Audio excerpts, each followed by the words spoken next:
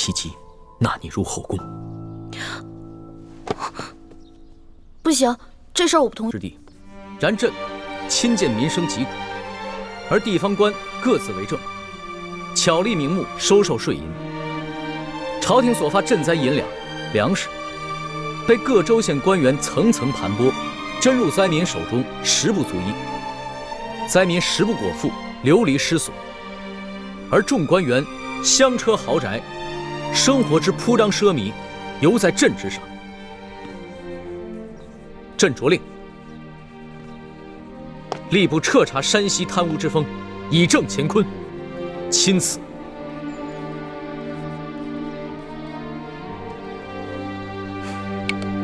好了，龙小弟，写完了。你来看看怎么样？老大，看来你在我这个小弟的调教之下，这个字儿啊大有长进。只是没想到你身为女子，居然写的字儿能有几分朕的风范。主要啊，还是你的这封诏书内容写得好，这听得我呀是痛快淋漓的。以前小的时候，在我们老家，每一次闹饥荒，饿死很多人，当时看着吧，就觉得特别惨。那个时候，你一定在心里把朕骂了几百遍吧？那当然了，这老百姓饿肚子，肯定都是你这个皇上的官儿没当好啊。皇上呀，可不是个官儿。皇上怎么不是官了？虽说这贪污赈灾银两的是山西的地方官，可是呢，你这个皇上可是最大的官儿，这都是因为你的失职导致的。这番话要是在朝堂之上任何一个人说了，朕都不会轻饶的。可现在不是在朝堂啊，而且我也不是别人啊。那你说，你是朕的什么人？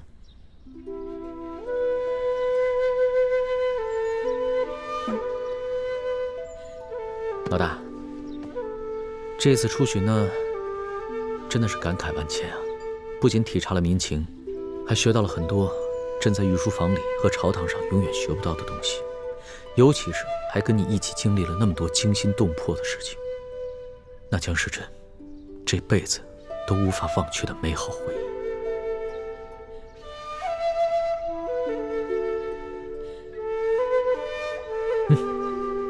你看看这个，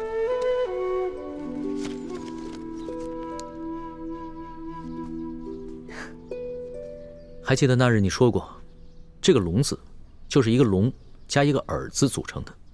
意思就是皇帝的耳朵是个摆设，听不到百姓的疾苦和心声。朕听了那番话以后，心里很是震撼，所以回了宫以后，就立马在这个扇面上提了这个字儿，以随时警醒自己，不能做一个耳朵是摆设的龙皇帝。你明知道我就是随便一说，你干嘛这么听我的呀？花儿，等朕办完了山西贪污之事，朕就好好的办你我之间的事情。你我之间有什么事儿？难道你真的想一辈子只做个笔墨侍书，然后等到你那未婚夫回来，出去跟他成亲啊？你虽然是寻常女子，朕不能立你为后，但是在这后宫佳丽3000之中，无人能及你在朕心中的地位，所以朕要给你抬个旗级，纳你入后宫。不行，这事儿我不同意。朕记得你之前说过，皇帝是这个世上最不值得女人爱的男人。可是，在山西的那间草房中，你不是已经改变了对朕的看法吗？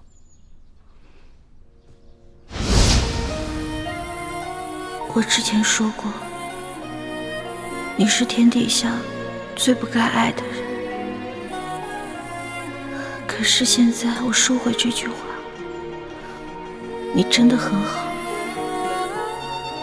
在那间草房中，咱们同居了数日，朕看过你的身子，也把很多第一次都给了你。难道你真的可以做到心里放着朕，还出去跟你那个杳无音讯的未婚夫成亲吗？大不了我谁都不嫁，我不嫁给他，我也不嫁给你。为什么？龙小弟，你是个好皇上，但是我想要的是个夫君，一个只属于我自己的夫君，而不是让这后宫女人又爱又怕的皇上。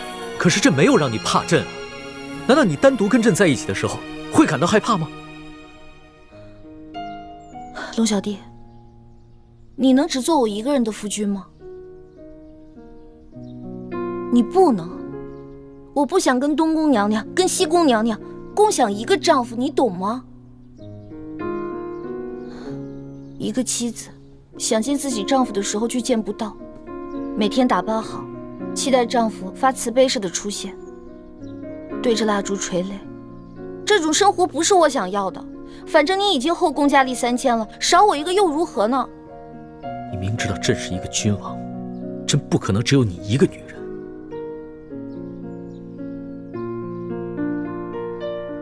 罢了，纵然朕贵为天子，也不可能做到事事如意。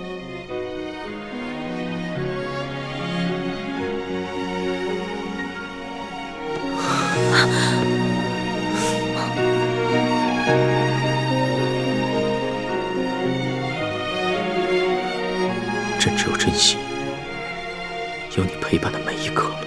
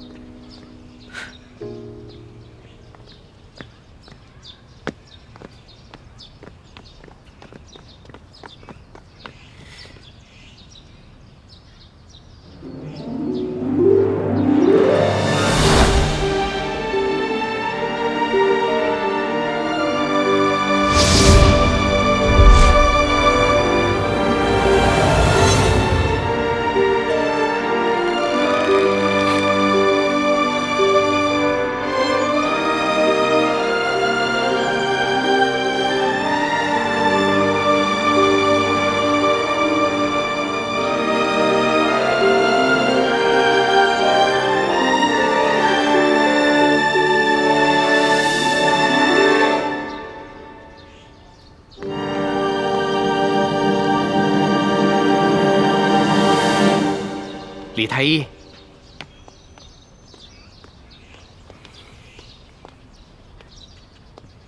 公公有什么吩咐吗？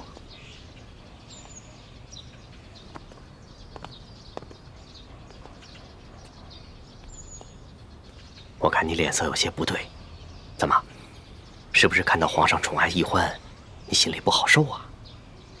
这不正是你们想要的吗？你们不就是想骗取皇上的信任跟恩宠吗？这不是我想要的。奕欢年少单纯，对感情的事情非常懵懂。我担心的。你把奕欢拉进宫里来，目的就是想骗取皇上的信任跟恩宠。可是没想到，皇上对奕欢动了真心，所以你的心里不是滋味。是我大意了，没想到事情会发展成这个样子。唉，看到你们把事情搞成现在这个局面，我也很是不安呐，但我又无可奈何。我知道你跟你爹一直想要光复大明，我劝不了你，可是你们这样做真的很危险，就连我这条老命，恐怕到最后都得给搭上。我劝你赶紧把奕欢从紫禁城给撤走吧，我年纪大了，受不了惊吓啦。什么？你和奕欢要撤出宫去？康熙跟奕欢的情形，你一直看在眼里。我不能把奕欢留在宫里了。我明白你心里的痛苦，那你们就先撤走吧。这寻找铜匣和查出明珠谷内奸的任务，就交给我吧。眼下宫里的局势如此复杂，把你一个人留在宫里，太危险了。有你这份担心就足够了。你放心吧，我会保护好自己的。对不起，倾城，我是不是太自私了？大师兄，你别这么说。如果任由小师妹留在宫里和康熙继续发展的话，对你来说就是一种折磨。对奕欢和我们著名联盟来说，也未必是一件好事。趁他现在对康熙的心思才刚刚开始，赶紧把他撤走吧。谢谢你，倾城。只有你，无论在什么时候，都会为我着想。但是，我却无以为报。大师兄，你的平安和幸福，就是对我最大的回报。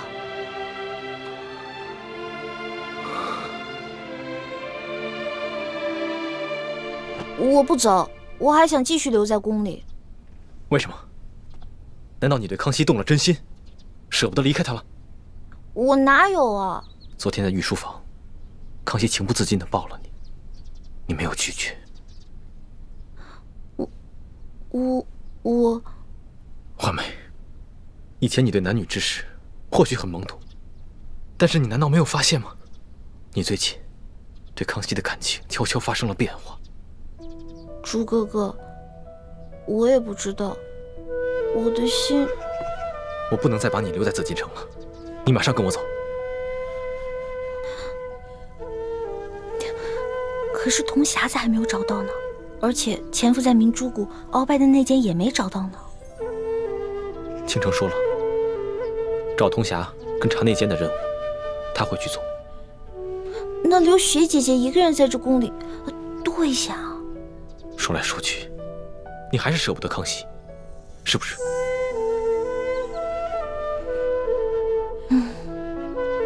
这里就像一个大金笼子，我不可能在这待一辈子的，早晚都会撤的。但是走之前能不能再给我一段时间啊？龙小弟说了，那个刘德昭已经奉旨进京了，难道你不想看一看他就地伏法、大快人心的下场吗？再说了，咱们做这个决定是不是得跟我爹汇报一下呀？问问他的意见。没准在这段时间里，铜匣子也找到了，内奸也找到了，到时候咱们可以跟雪姐姐一起撤了。现在留雪姐姐一个人在这儿，多不到一样，对吧？虽然我知道这些理由不过是你找的借口，但我还是不忍心拒绝你。环梅，那你答应我，等刘德昭伏法以后，马上跟我走。我就知道朱哥哥对我最好了。你呀，就知道欺负我心软，不许再跟康熙那么近了。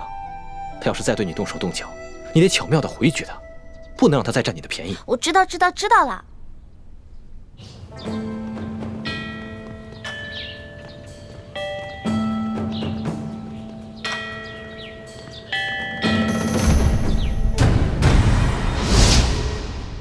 姐夫，玉八赞率着3000精骑进入山西境内接走龙三，既不跟你这个山西巡抚碰面，事后也不差人跟你打声招呼。而现在皇上就宣你进京跟龙三对峙，这事儿我总觉着不大对劲儿啊。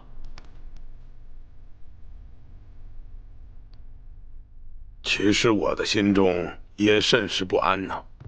我原本以为这个龙三只是哪个偏远地区的小官吏而已，在朝廷中毫无背景，只因是擅长曲中卖旨，所以才被皇上破格任命为钦差大臣。所以他完全不懂这官场的规矩，憋足了劲想要踩着我上位而已。如若如此，我完全有把握将其斗倒，但是我实在没有想到啊，他居然跟这个玉八赞有如此深厚的交情。哎，玉八赞是皇族子弟，手中又统领着朝廷最精锐的骑兵，可是他为了一己私交，不奉旨就擅自带兵进入山西境内，就这事儿，咱们能不能揍他一本？秋儿啊，此事我们是假装不知。为什么呀？啊，皇家子弟手握重兵，跟朝中大臣勾结，这是皇上的大忌啊！你懂些什么？这个龙三回京之后，必定在皇上面前举报我诸多的罪状。到现在为止，皇上没有下旨捉拿于我，只是让我奉旨回京与那龙三对峙。这说明了什么？这就说明了我抢先在龙三之前呈给皇上弹劾龙三的折子起了关键性的作用。秋官啊，在这个微妙的时刻，我们只需要集中我们所有的精力和力量对付龙三一个人，以免树敌太多呀。你说的也有道理。那咱们怀疑丽嫔是一江湖女子假冒之事，如何处置？哎呀，此事太过匪夷所思啊！这个丽嫔跟舒婉欣两个人居然长得是一模一样，到现在为止，我们也没有找到真正的舒婉欣。那我们又如何能证明这个丽嫔娘娘她是假冒的？那舒婉欣早跟那个孟祥和私奔去了，我正查探。现在时间已经来不及了，我先奉旨进京。丽嫔娘娘的事情暂时先不提了。秋哥啊，待我找到真正的舒婉欣之后，你即刻进京来见我。那个时候，我们就有翻盘的机会了。姐夫，江湖上我大把的人都撒出去了，你说他跑得了吗？索大人且慢行。怎么了？下官见过索大人。哎呀呀呀！你这是干嘛呢？你别这不，索大人，下官没有别的意思，下官只是想请索大人给下官透露些口风。下官此次进京到底是凶还是吉呀？哼！哎呀，你呀，你呀，索大人教训得对。你呀，不用太过担心了咱们都是朝廷命官，这有人弹劾咱们，这应该都是家常便饭，是不是啊？下官明白索大人的意思。索大人的意思就是说，现在皇上并未全信那个钦差龙三对下官的弹劾。你呢，且安心的去觐见，你此行一定是有惊无险。多谢索大人指点。行，走这儿。请。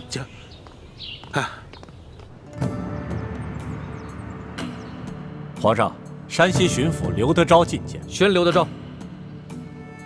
这，刘德昭，皇上宣你觐见，请吧。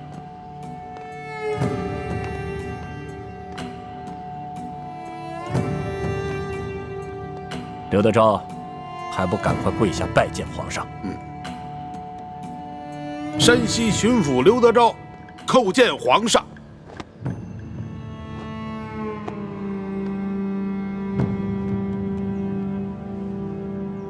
吾皇万岁万岁万万岁！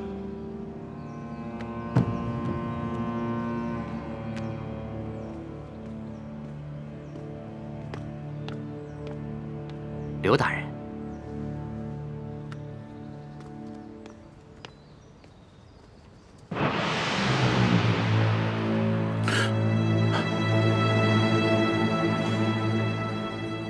皇上，这些都是龙三弹劾臣的罪状，都是他无中生有所罗织的罪名，无中生有啊！刘德昭，钦差大人与你无冤无仇，为何要无中生有罗织罪名来诬告你？回皇上的话，这龙三向臣索贿不成，所以怀恨在心。他暗中勾结牛角寨上的悍匪，盗抢我府库的官银，还有这龙三，他私刻玉玺，伪造密旨，干涉我山西地方政务。皇上，这一桩桩一件件，臣据查实。皇上，请皇上明察。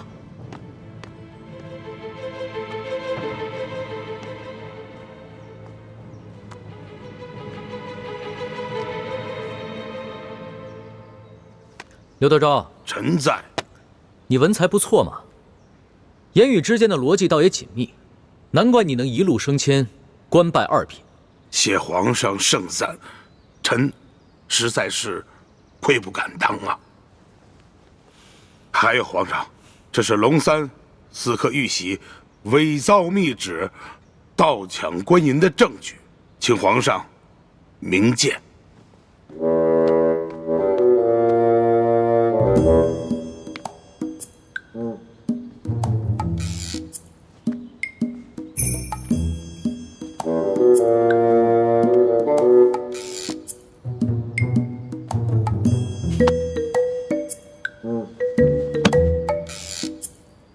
没错，这个玉玺和密旨都是假的。皇上，除了这些物证以外，臣还有人证。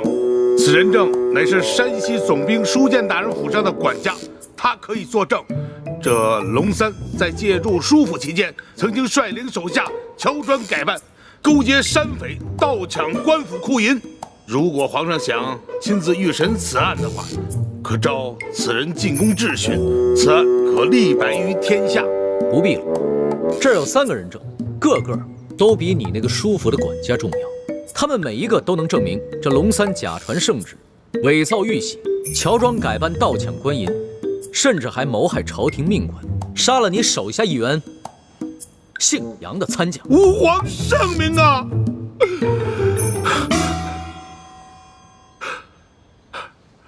皇上实在是圣明啊，但不知现在那3人现下何处啊？刘大人，别来无恙啊！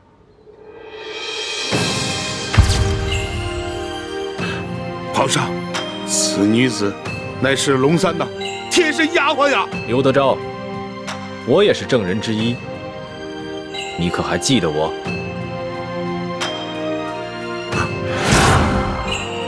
皇上，这个人也是龙三的心腹啊，抢到官银也有他的份啊！皇上，不管他们说什么，你可不要听他们的谗言呀！皇上，何止他们俩有份儿？刘德昭，臣子，你为何不抬起头来看看朕？臣第一次拜见天颜，内心诚惶诚恐，臣不敢直视天威，所以朕让你抬起头来，仔细的看看朕。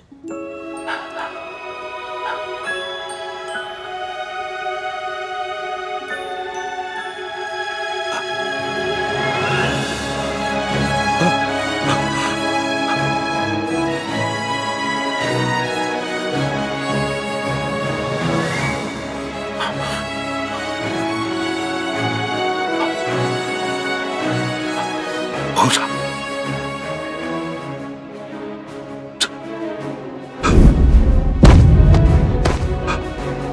朕我死！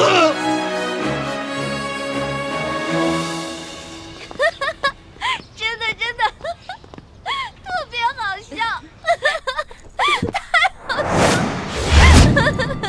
是说姑娘啊？后来呢？后来那个刘德昭又怎么样了？后来那个刘德昭啊，吓得都不敢说话了，这身子就跟弹琵琶似的，一直都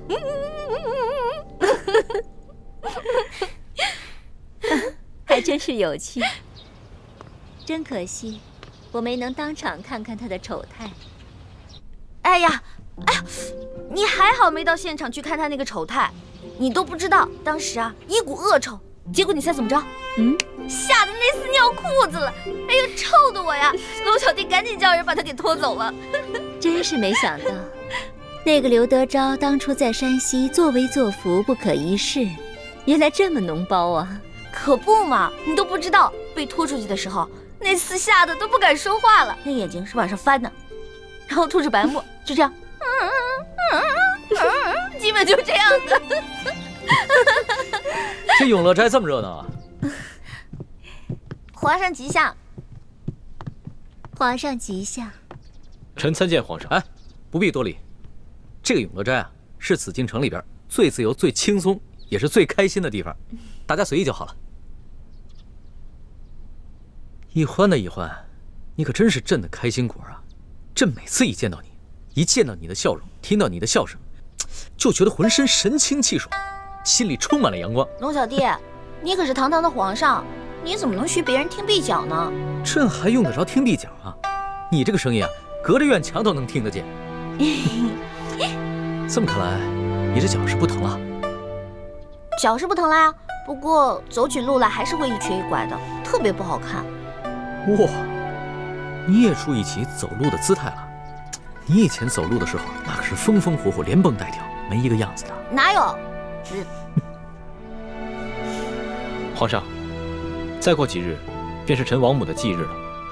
臣想带着臣妹去京郊永福寺为王母祈福上香，还望皇上恩准。康熙已将刘德昭和顺天府尹甘国泰的案子交由刑部审理，此二人一定会被处以极刑，也算是大快人心了。环妹，你现在可以跟我一块撤走了吧？我爹过2天回京城，要不然等我爹来了以后，咱们商量一下再决定。义父说过，明珠谷以外的一切行动交给我来决定。可是，怎么，你又变卦了？不是，我只是觉得，如果我们要撤出紫禁城，如果撤不好的话，康熙肯定会怀疑的，到时候侦查起来，雪姐姐怎么办啊？这个你不用担心，我已经安排好了。樊师妹和叶师弟已经随吴应琪的车队进京了，到时候我们借王母的忌日要到了，一起去京郊的永福寺为她上香祈福。然后我会安排一帮人，扮作是石青红的手下，将我们劫走。如此一来，我们既可以顺理成章的消失，还可以嫁祸给吴三桂，挑起他跟康熙的矛盾。哦，好吧。好，朕准了。到时候啊，朕让礼部的人准备一下，在永福寺给令堂做一场追典。多谢皇上，臣母能享此哀荣，是臣兄妹天大的荣光。你先别急着谢朕，朕还有一项很重要的差事要交给你去办，不知你是否愿意？臣愿听凭皇上差遣。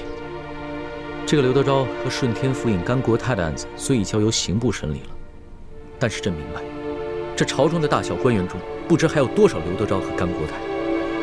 朕想让你和索额图做钦差，组织一帮有能力的官吏，暗中清查其他官员，看是否还有人故意制造冤假错案，冒领功勋，以此作为整顿吏治的开端。皇上，这恐怕……怎么，你不肯？你要是有什么顾虑，就尽管说出来，朕替你解决。微臣不敢，只是臣乃小小的太医，恐难当此大任。这个整顿吏治啊，必定会得罪一大批官员，尤其是那些享有特权的八旗权贵，这是一件吃力不讨好的差事。索额图虽然能力强，但他毕竟是满臣，肯定会因为种种情面不便下手，所以朕想破格任命你为钦差，把那些贪赃枉法、鱼肉百姓的国家路洞全部给揪出来，明正典刑。太好了，朱哥哥，这可是一件利国利民的大好事儿啊！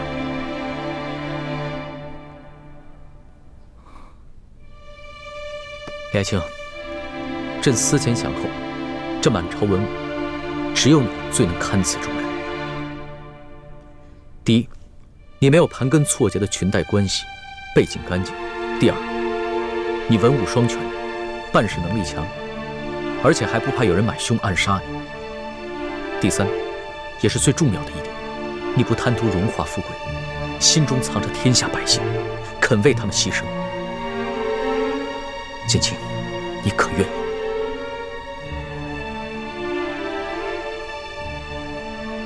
哎，朱哥哥，你就答应龙小弟吧。这件事不光为了龙小弟一个人，还有全天下的老百姓呢。你想，咱们已经见识到了刘德昭和甘国泰的恶行了，可是天下还有多少甘国泰和刘德昭呢？还有多少老百姓正在承受他们的欺凌？你忍心不管吗？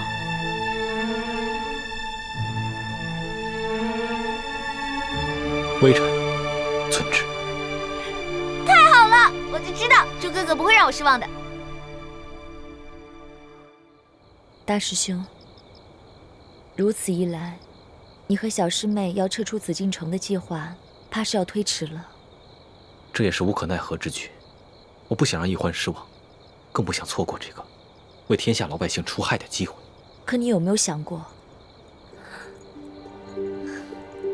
你帮康熙整顿吏治，肯定会面临极大的风险。就算你最后千辛万苦做成了，也是替康熙做嫁衣，到头来，老百姓感激的只会是康熙，不会是你。我想好了，我会借此机会，在清廷当中掀起一番大的波澜，挑起朝中各大权贵对康熙的不满。如此一来，老百姓既得了利，又能激起康熙跟群臣的内斗，引发他们的内乱。还是大师兄思虑周详。说实话，我心里也很纠结。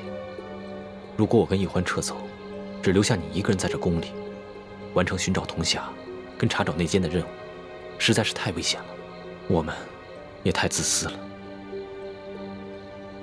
大师兄，我知道你心里装着我们每一个人，你希望把每一件事都做到完美，对得起我们所有人。可是这样的话，你会很累的。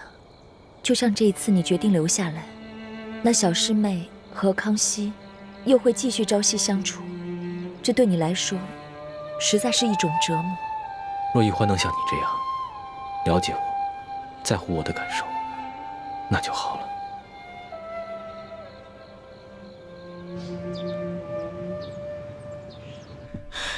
皇祖母，皇上对这李氏兄妹是越来越好了，居然让礼部尚书以朝廷的名义在永福寺在他们的王母继承进行追祭，这可如何是好？哎呀，山雨一来风满楼啊！皇上这是有所动作了。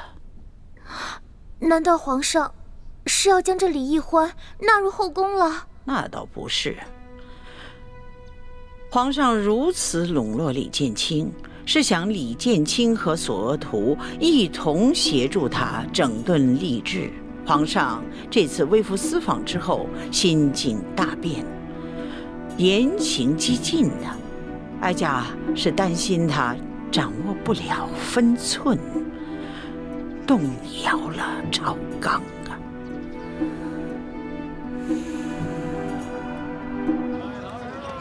吴公子一路辛苦了。永历帝的遗物已经顺利押运到京，我们兄妹二人也该告辞了。待明天面圣交旨之后，我也要返回云南滇都了。反正二位也是四海为家，不知可否随我一起到云南滇都一游呢？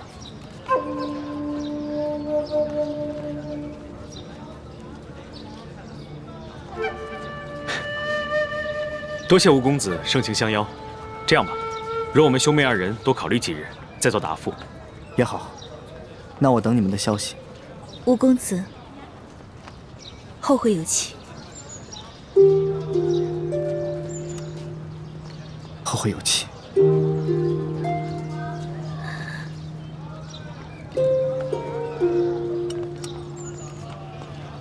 等一下，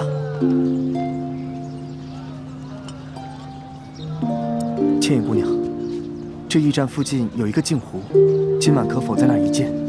我有一件礼物要给你，也算是留个纪念。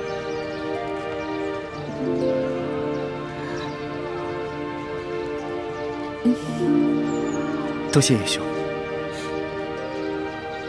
走吧。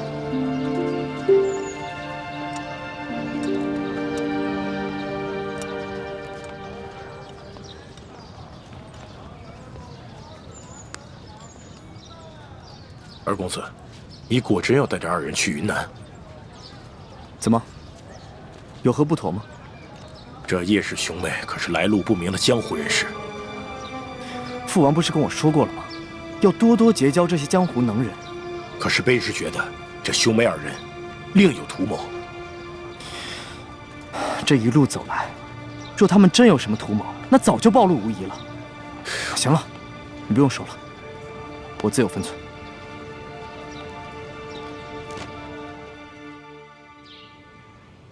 启禀皇上，微臣已将永历帝的遗物顺利押送进京，现来面圣交旨。平身吧。谢皇上。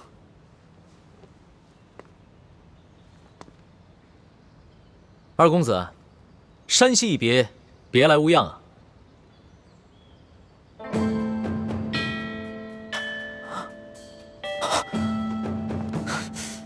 微臣眼拙，在山西居然没有识出龙颜，微臣罪该万死。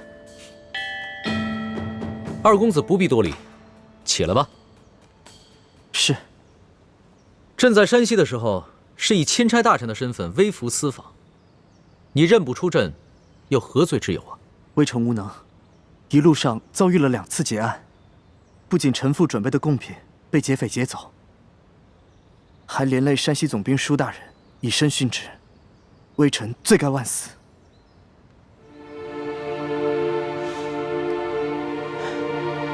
这山西劫案一事，朕已查明，是鳌拜的余党刘德昭所为，与你毫无关系。你一路护送永历帝的遗物进京，甚是辛苦。你和平西王对大清那是忠心耿耿，朕得好好的赏你。谢皇上恩典。起来说话吧。是。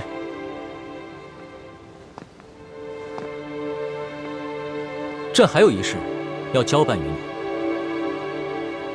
但凭皇上吩咐，微臣定当竭尽全力。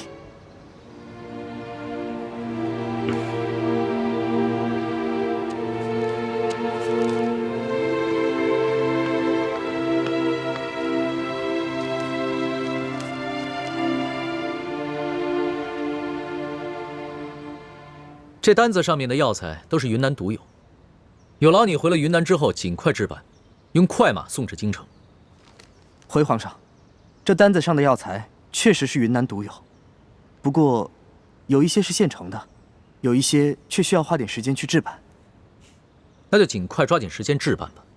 是。你进京之后，可曾见过你大哥？回皇上，臣乃外臣，未得圣旨，不敢擅见额父。二公子办事谨细，很好。不过也不必这么拘泥于小节。太皇太后听闻你进宫了，甚是欢喜，特意召了建宁公主和额驸进宫。你这就随朕去觐见太皇太后，顺便见一见你大哥，也可以叙叙人伦之情。谢皇上恩典。二公子啊，果然长得是一表人才呀，请起吧。谢太皇太后。额驸啊，在。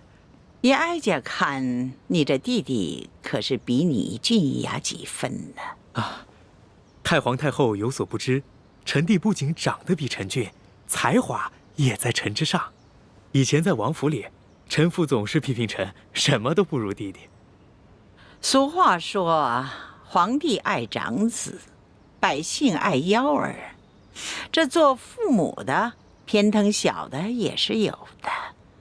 在哀家看来，你们兄弟俩各有千秋啊，都不错，真是虎父无犬子啊！谢太皇太后美誉。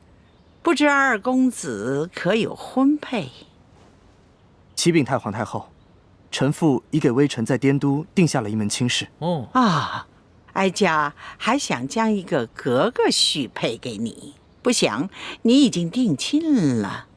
哎，这样也好，免得你父王埋怨哀家，将2个儿子都招了女婿留到京城，让他在身边都没有一个继续孝敬的人。微臣在滇都定下了一门亲事。啊，哀家还想将一个格格许配给你，不想你已经定亲了。哎，这样也好，免得你父王埋怨哀家，将2个儿子都招了女婿留到京城，让他在身边都没有一个继续孝敬的人了。多谢太皇太后垂爱，是微臣无福，微臣一家都特别感恩朝廷的关怀。请坐吧。谢太皇太后。哎，哀家虽然老了，但是并不糊涂。哀家知道平西王对大清是忠心耿耿啊，所以你一到京，哀家就想召你来见见。太皇太后和朕呢，还特意为平西王准备了一份厚礼。来人，将礼物拿上来。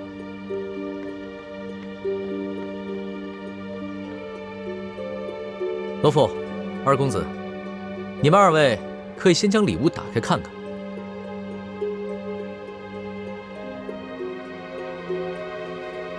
臣遵旨。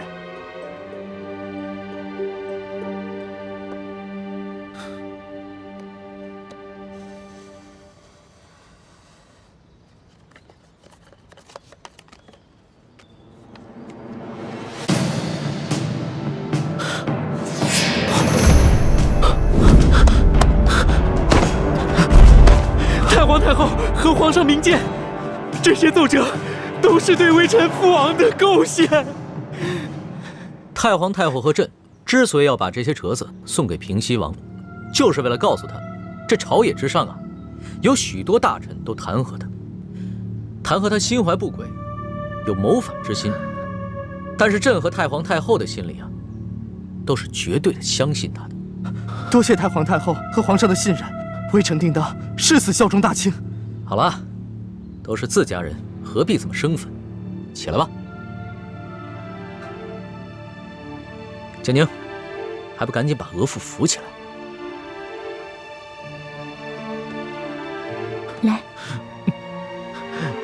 起来吧，二公子。你回到云南后，代哀家问候你父王好。另外，哀家给你母亲侧王妃准备了一点心意，顺便带回去。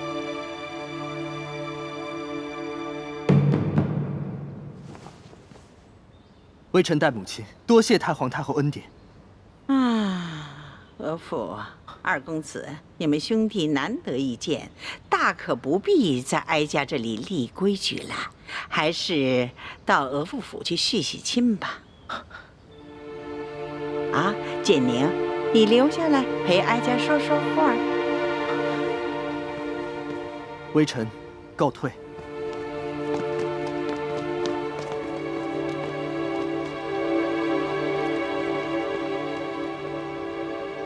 皇额娘，当初先帝要把你嫁给吴应熊，哀家本来是不同意，但是谁叫你是爱新觉罗氏的子孙呢？建宁明白，建宁定会好好侍奉夫君，替皇额娘分忧。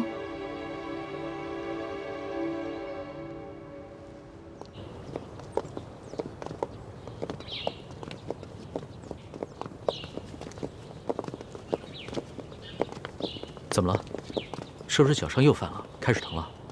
没有。那你怎么突然之间心事重重？心里想什么呢？我是刚才见了建宁公主，她本来是长公主，何等尊贵啊！可是，在13岁的时候，不得已嫁给了吴应熊。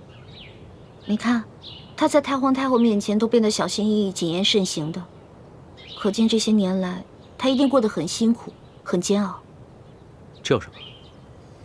身为皇家子弟，又有哪个人过得不辛苦呢？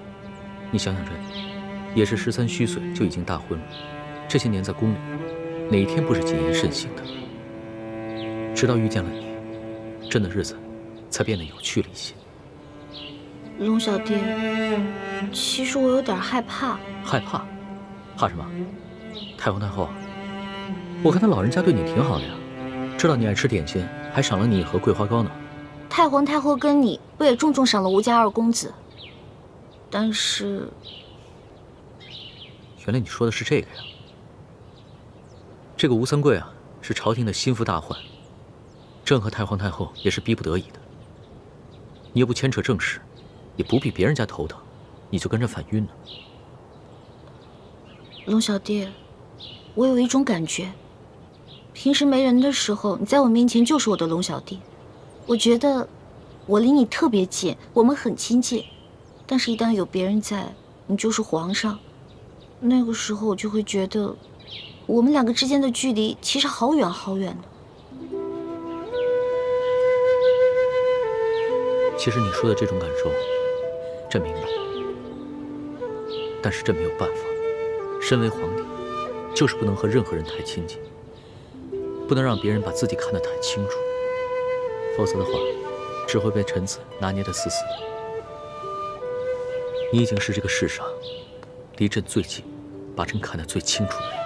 那会不会有一天，太皇太后或者是你，因为这个砍了我的脑袋呢？你这个小脑瓜子，天天想什么呢？老咒自己被砍头。放心吧，朕是和你拜过把子的，说好了要同甘共苦，生死与共的。嗯。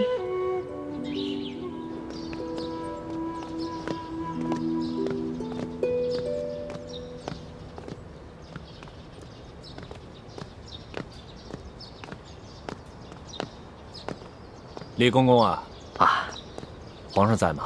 索大人啊，皇上跟史淑姑娘去了永乐斋，要过一阵子才回来。索大人，稍候一下。那我就在这儿候着吧。好。这甘国泰的案子结了，我得向皇上汇报一下案情啊。跑什么呢？啊，急急火火的。刑部有人带话，说这刘德昭死活不肯认罪，还说什么哭着喊着要见你。见我？对。糟了，难不成是他给我行贿了2万两银票，这会儿要举报我？不行，我得去封了他的口。你去告诉刘德昭，让他别着急，跟他说，等我见完皇上就去见他。是，义父。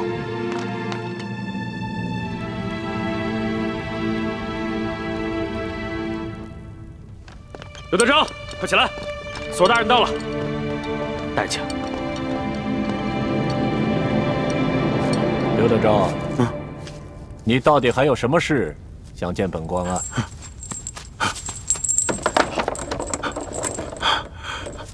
索大人，罪囚有要事相禀报。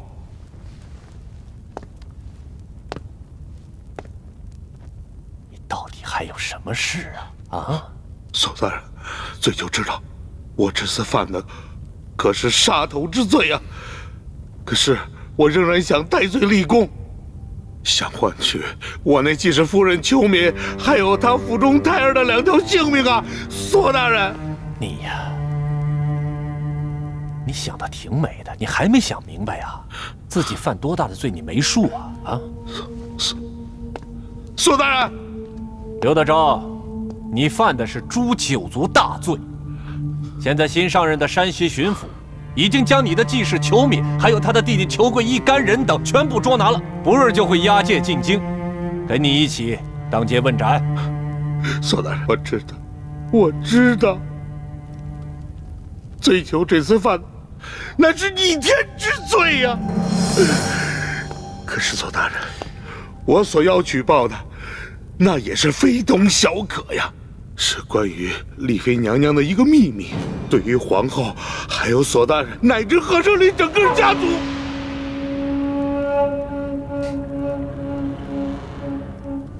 你们都先出去，我要和他聊聊。这。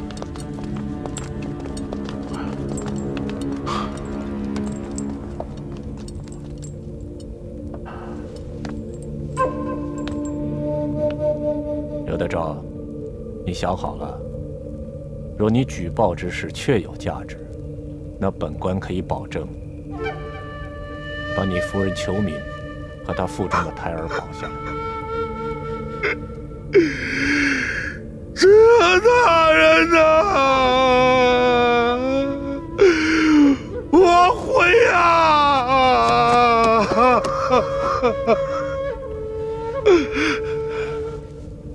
说来我听听，什么重要的事？索大人，我所要说的事儿，干系到皇家的体面，我想越少人知道越好吧。他没事，他是我亲外甥。索大人，罪囚说，我听说这舒建之女舒婉心回宫之后，用了没多久，就被皇上封为了丽妃，是吧？是啊，而且现在后宫十分得宠。可说的呢。索大人呐，你可不知道啊，现在正在受到皇上恩宠的，并不是真正的舒婉心，她是假冒的，假冒的。你说舒婉心是假冒的？这个丽妃娘娘是个假丽妃。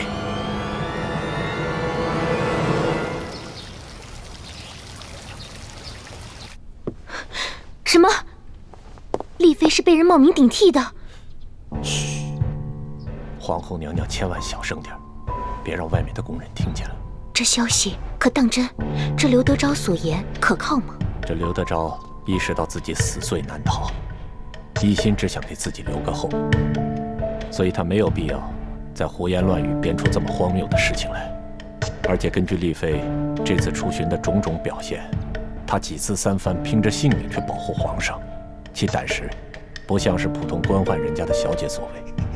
我看此事十有八九会是真的。而且再往深里去想，这假冒丽妃的人，说不定和李氏兄妹他们都是同一伙人。那这刘德昭手里可有证据？没有，就是因为他手里没有证据，所以他才不敢声张，只是拼着命的想要见我，想私下里和我做个交易。那依三叔所见，我们现在该如何应对？要不要去告诉皇上？万万不可！现在皇上对丽妃宠爱有加，而且此事又关系到皇家的脸面，我们一定要把真凭实据拿到手里，再一举扳倒李氏兄妹，还有这个假扮丽妃的人，不然大蛇不成，反要遭蛇咬啊！那三叔的意思是？现在唯一的铁证就是活着的舒婉心。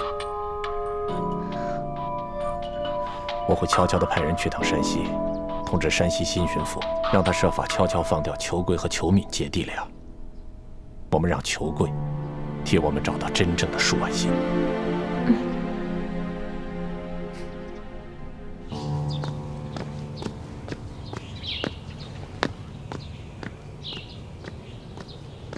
老三，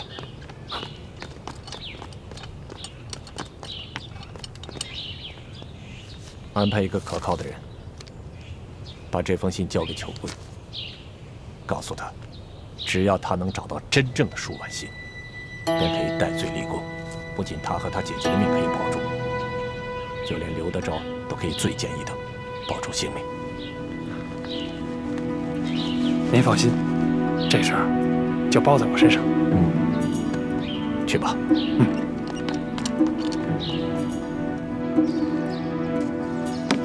拿去抹药吧。这。李太医，李公公，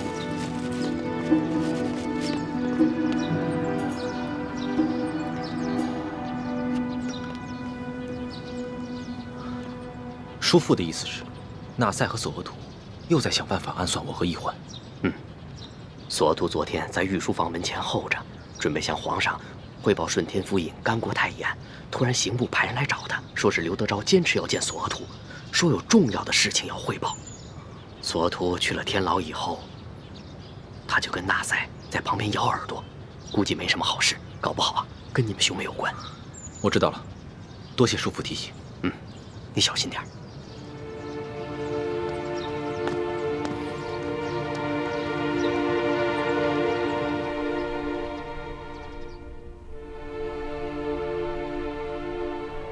大师兄，我怀疑刘德昭他把我假冒舒婉心之事通给索额图了。索额图早就怀疑我跟奕欢另有图谋，如今他肯定怀疑我们三个是一伙的。他眼下不动声色，只是因为除了刘德昭所言，他别无证据。可此事事关皇室颜面，他一定会派纳赛去追寻舒婉心的下落。如果真让他找到舒婉心，那我们就麻烦了。你放心吧，我已经派人去给孟祥和送去了消息，让他和舒婉心一定要小心隐藏行踪。有劳李太医。丽妃娘娘客气了。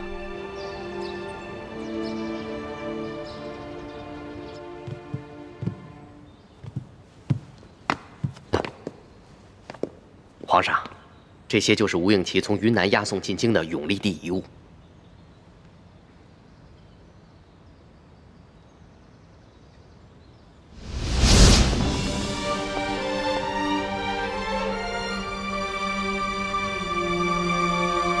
台上跪着的那个男人，还有他旁边跪着的那个女人，你好好的看看他们，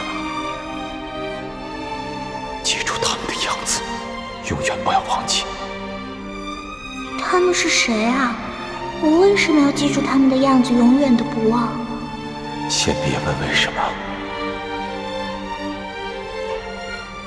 听义父说，好好看看他们，这是你第一次看见他们，也是最后一次看见他们。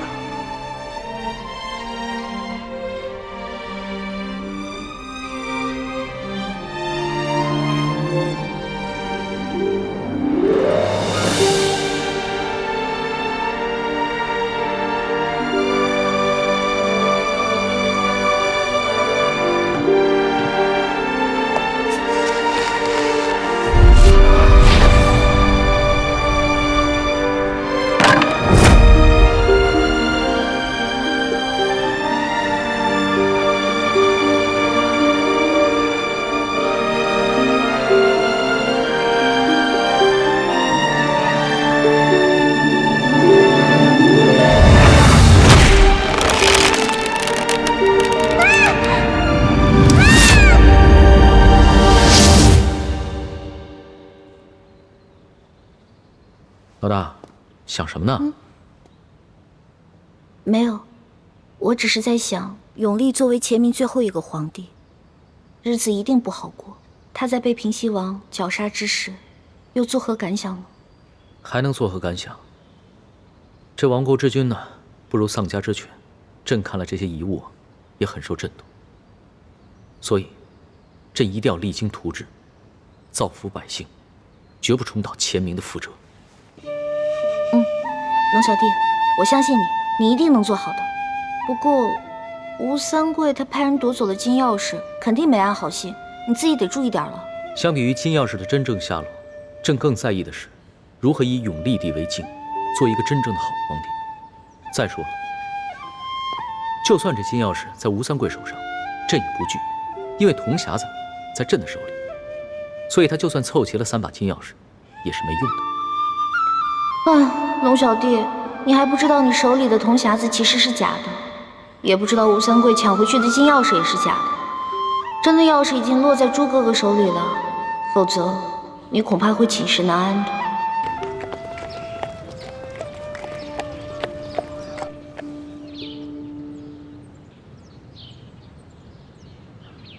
这把金钥匙是假的。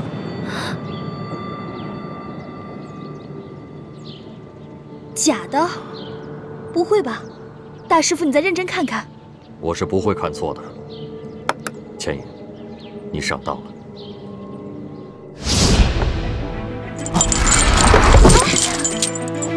那就有劳姑娘了。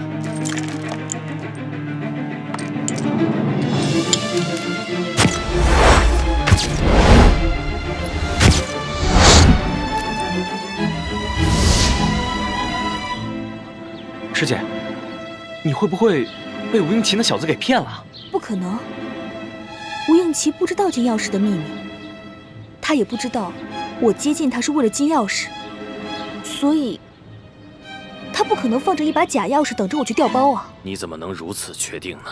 四师傅，吴应奇和他爹吴三桂不同，他是个人品端方、有胆有识的谦谦君子。人品端方、有胆有识，还谦谦君子。千影，你对吴三桂的儿子评价挺高的。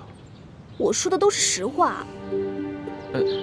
三师傅，其实樊师姐也没说错，这个吴应奇确实是温文尔雅、多才多艺，而且他一路上特别体恤下人，履行善事，而且面对强敌的时候也没有表现出什么懦弱畏惧。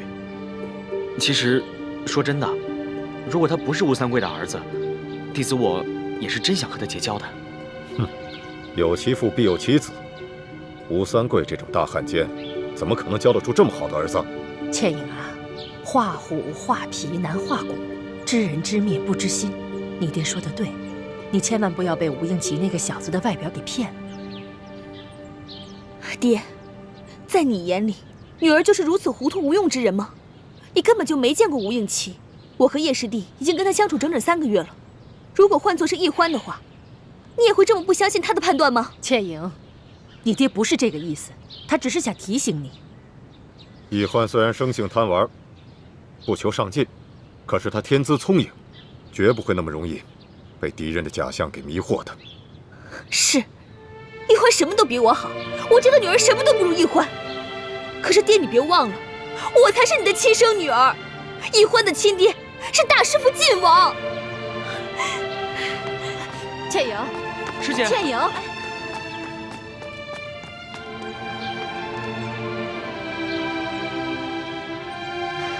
这孩子，你以后跟女儿说话就不能温和一点吗？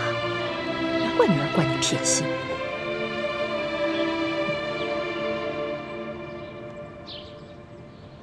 既然倩颖和默笙都觉得吴应奇不可能从中做手脚，那只剩下一种可能，那就是吴应奇一开始护送的金钥匙就是一把假的。也就是说，真的金钥匙还在吴三桂的手中。没错。吴三桂在朝廷中也广布眼线，他很可能也从鳌拜那里得到了金钥匙的秘密。所以，当朝廷要他上缴永历帝遗物时，他很可能留了个心，把真的金钥匙留了下来，而让吴应奇护送一把假的金钥匙进京。既然金钥匙是假的，那他又何必把他追回来呢？还铤而走险，把山西总兵舒建给杀了。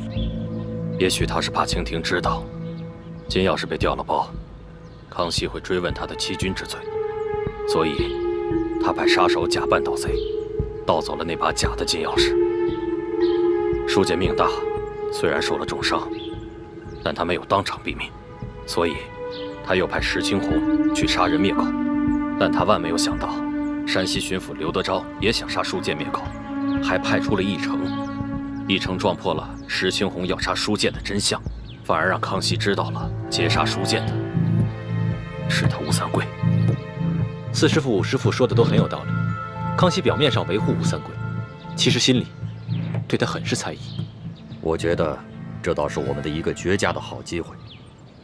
太子，如今你跟奕欢还有倾城已经完全取得了康熙的信任，你们接下来的任务就是继续潜伏在紫禁城中，查出鳌拜安插在我们明珠谷的内奸，找到真正的铜匣。好，铜匣是在宫里找到的，也是在宫里被调包的，我们只能继续留在宫里。义父，我会尽最大的努力找出真的铜匣，查出内奸。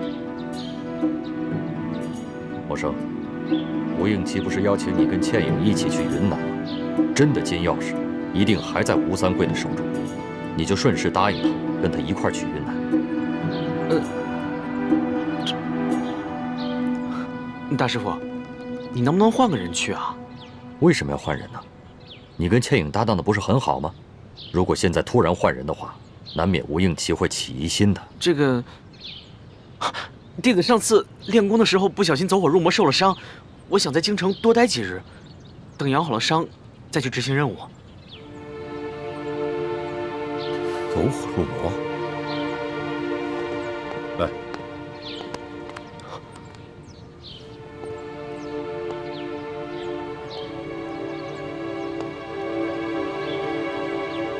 默笙的确曾走火入魔，伤及内脏，至今未愈。而且默笙的肝气郁结，脏腑之中有一股抑郁之气。默笙，你到底有什么心事？为什么好端端的练功时会走火入魔呢？弟子只是不小心受的伤，并无大碍的。来，默笙，让爹看看。来。你干嘛打孩子呀？爹，三师傅都说了我已经走火入魔受了伤，你为什么还要打我？给我闭嘴！你怎么想的我不清楚吗？你必须跟倩颖去云南啊！想借机在京城待着，门儿都没有。四师傅，叶师弟内伤未愈，想要留在京城也是情有可原的。太子，你别替他求情，他心里藏着大逆不道的心思，我要把他打醒。明章，四师傅，叶师弟的心病我知道，这是我们师兄弟之间的事情，就交给我们自己解决吧。